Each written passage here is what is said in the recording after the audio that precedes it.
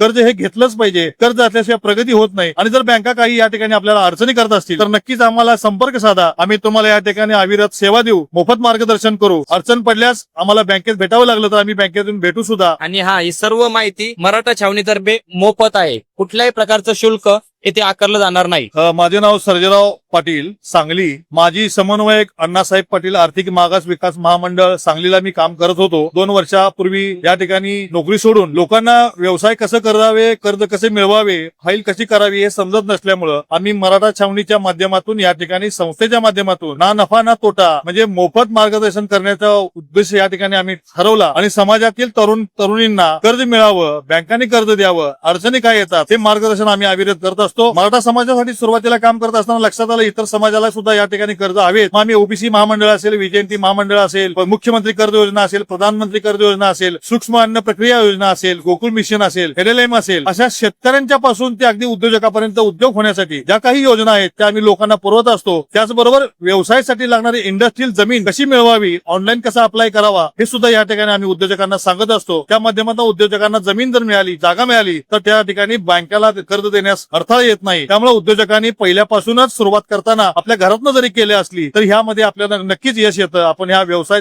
योजनासाठी शासनाच्या ज्या योजना आहेत त्याला आपण नक्कीच हात घातला पाहिजे. कर्ज हे घेतलंच पाहिजे. कर्ज असल्याशिवाय प्रगती होत नाही. आणि जर बँका काही या ठिकाणी आपल्याला अडचणी करत असतील तर नक्कीच आम्हाला संपर्क साधा. आम्ही तुम्हाला या ठिकाणी अविरत सेवा देऊ, मोफत मार्गदर्शन करू. अडचण पडल्यास आम्हाला बँकेत भेटावं लागलं तर आम्ही बँकेतून भेटू सुद्धा. धन्यवाद. Thank you sir. थँक्यू.